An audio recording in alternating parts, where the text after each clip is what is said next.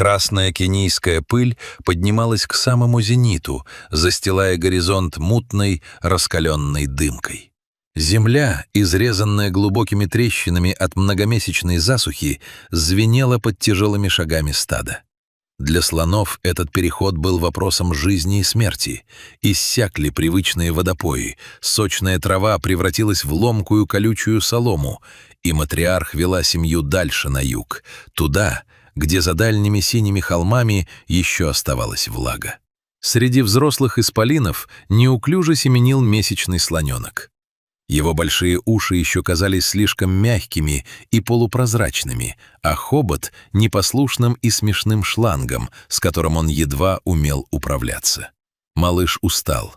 Каждый шаг по растрескавшейся глине давался с трудом, лапы вязли в сухом песке, а солнце нещадно палило спину. Он держался ближе к материнскому боку, ловя спасительную тень, но стоило ему на мгновение отстать, засмотревшись на старый термитник, как земля ушла из-под ног. Это был заброшенный колодец, вырытый местными скотоводами в надежде добраться до грунтовых вод. Узкая отвесная яма мгновенно поглотила крошечное серое тело. Раздался глухой удар, сдавленный крик, и все затянуло густым облаком пыли. Мать в отчаянии трубила, кружила вокруг ямы, пыталась опустить вниз хобот, но глубина не позволяла дотянуться до детеныша. Стадо не могло ждать вечно посреди безжалостной пустыни. И вскоре шаги гигантов затихли вдали, оставив пленника один на один с темнотой и холодом каменного плена. В тесной ловушке время тянулось мучительно медленно. Маленький слоненок дрожал от страха, его дыхание сбивалось, а сиплый детский плач уходил в безмолвное африканское небо. Спасение пришло неожиданно, когда силы уже почти оставили его. Рев мотора разорвал тишину саванны. Патруль рейнджеров под руководством Дэвида, человека, посвятившего жизнь защите диких обитателей этих мест, вовремя заметил свежие следы беды. Увидев на краю ямы крошечные отпечатки и следы материнского отчаяния, спасатели сразу поняли, что произошло. Работа закипела слаженно и быстро. Прочные брезентовые ремни, осторожные команды шепотом, бережные руки, спустившиеся на дно. Когда измученного малыша наконец подняли на поверхность, он был обезвожен, испуган и покрыт ссадинами, но жив. Его завернули в мягкие пледы, чтобы уберечь от резких перепадов температуры и шока, напоили специальным раствором и срочно доставили в кенийский приют для диких животных-сирот. Здесь, под круглосуточным присмотром смотрителей, началась его новая жизнь. Малышу дали имя — Джотто. Первые недели были наполнены тихой борьбой за выздоровление. В приюте воссоздавали материнскую заботу, грелки, регулярное кормление молочной смесью из огромных бутылок, ласковые поглаживания за ушами. Но слоны — существа тонкой душевной организации. Физические раны затягивались, однако внутри Джотто оставалась глубокая пустота.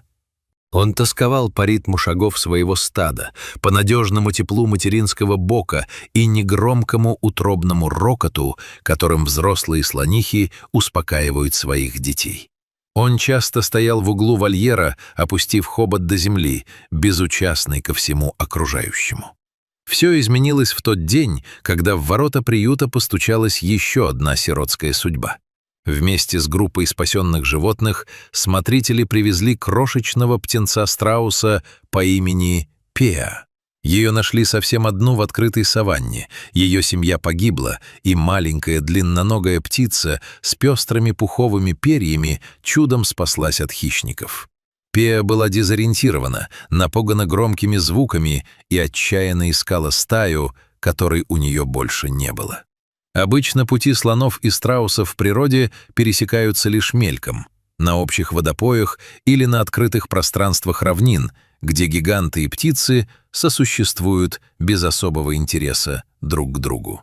Но приют жил по своим законам, где общее горе и спасительная доброта стирали любые межвидовые границы. Их первая встреча произошла во внутреннем дворике во время утренней прогулки. Джотто лениво жевал пучок мягкого сена, все еще погруженный в свою тихую меланхолию. Пеа, неуверенно переступая тонкими жилистыми лапами, исследовала новую территорию.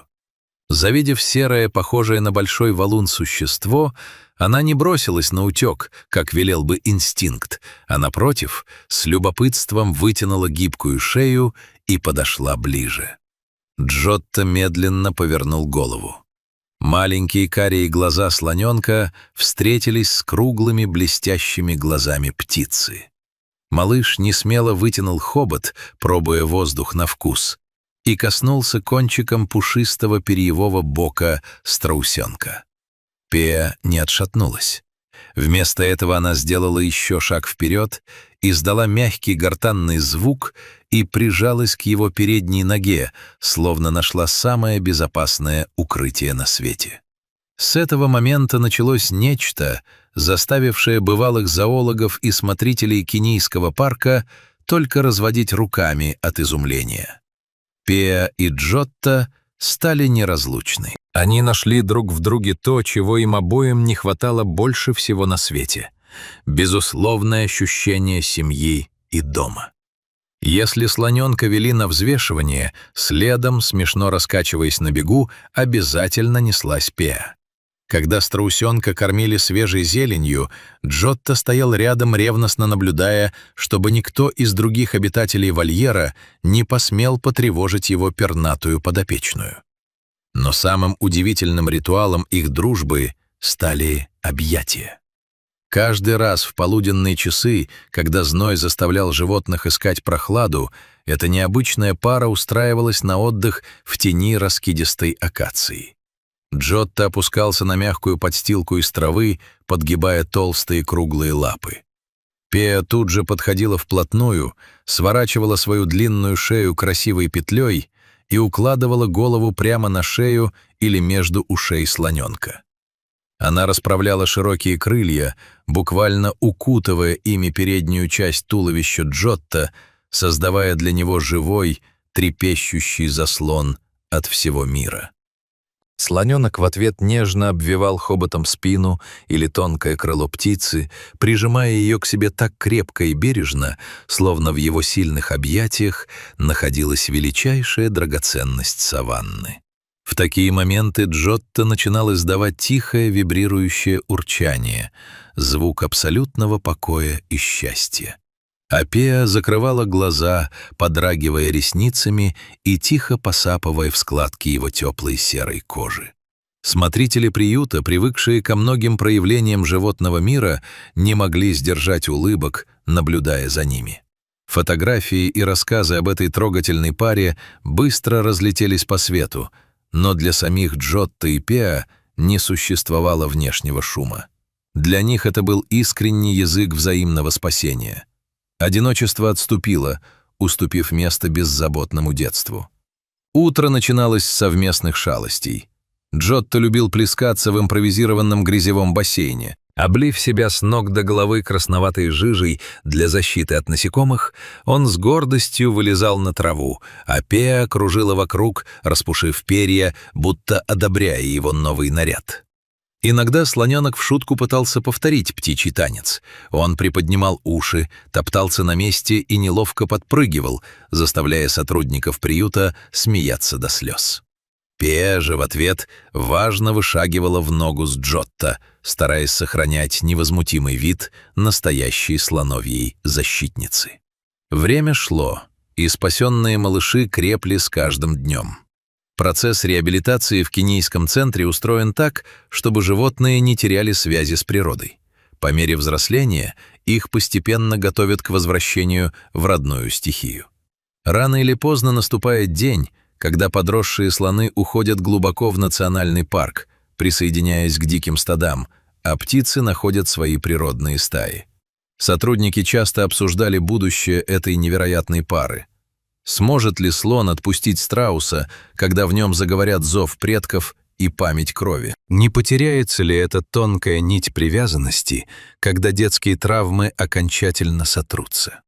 Глядя на то, как Джотто и Пеа изо дня в день делят каждый луч солнца и каждый глоток воды, Никто не сомневался. Эта связь глубже обычных шаблонов поведения.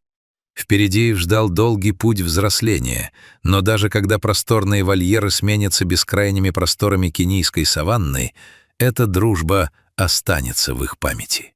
Возможно, спустя годы кто-то из рейнджеров увидит вдалеке у водопоя взрослого могучего слона, рядом с которым без тени страха будет спокойно пастись грациозная птица.